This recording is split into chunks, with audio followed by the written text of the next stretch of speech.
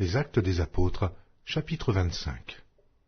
Festus, étant arrivé dans la province, monta 3 jours après de Césarée à Jérusalem. Les principaux sacrificateurs et les principaux d'entre les Juifs lui portèrent plainte contre Paul. Ils firent des instances auprès de lui, et dans des vues hostiles lui demandèrent comme une faveur qu'il le fît venir à Jérusalem. Ils préparaient un guet-apens pour le tuer en chemin. Festus répondit que Paul était gardé à Césarée, et que lui-même devait partir sous peu. Que les principaux d'entre vous descendent avec moi, dit-il, et s'il y a quelque chose de coupable en cet homme, qu'il l'accuse.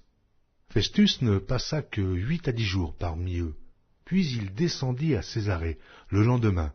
S'étant assis sur son tribunal, il donna l'ordre qu'on amenât Paul.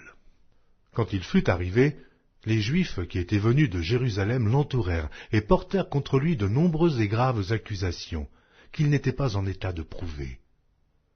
Paul entreprit sa défense en disant « Je n'ai rien fait de coupable, ni contre la loi des Juifs, ni contre le temple, ni contre César. » Festus, désirant plaire aux Juifs, répondit à Paul « Veux-tu monter à Jérusalem et y être jugé sur ces choses en ma présence ?» Paul dit « C'est devant le tribunal de César que je comparais. C'est là que je dois être jugé. Je n'ai fait aucun tort aux Juifs, comme tu le sais fort bien. Si j'ai commis quelque injustice ou quelque crime digne de mort, je ne refuse pas de mourir. Mais si les choses dont ils m'accusent sont fausses, personne n'a le droit de me livrer à eux.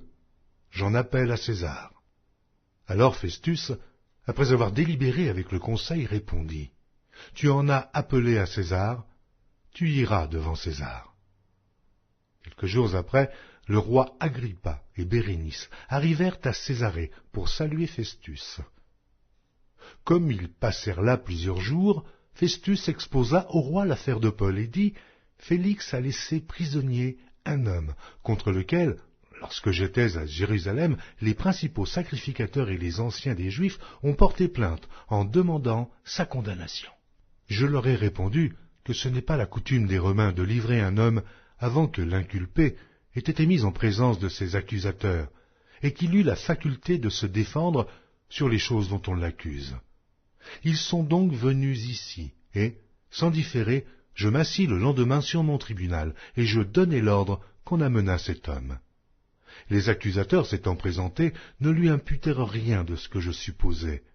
Ils avaient avec lui des discussions relatives à leur religion particulière et à un certain Jésus qui est mort, et que Paul affirmait être vivant. Ne sachant quel parti prendre dans ce débat, je lui demandai s'il voulait aller à Jérusalem et y être jugé sur ces choses.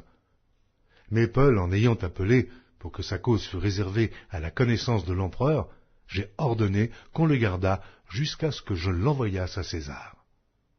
Agrippa dit à Festus « Je voudrais aussi entendre cet homme. »« Demain, répondit Festus, tu l'entendras. » Le lendemain donc, Agrippa et Bérénice vinrent en grande pompe et entrèrent dans le lieu de l'audience avec les tribuns et les principaux de la ville. Sur l'ordre de Festus, Paul fut amené.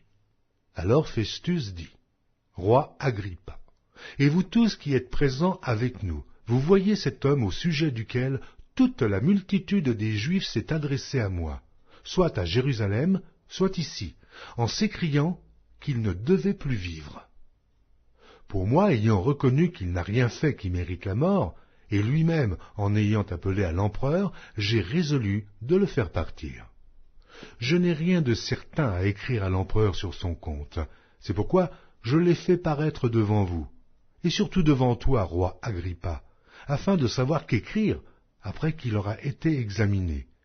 Car il me semble absurde d'envoyer un prisonnier sans indiquer de quoi on l'accuse.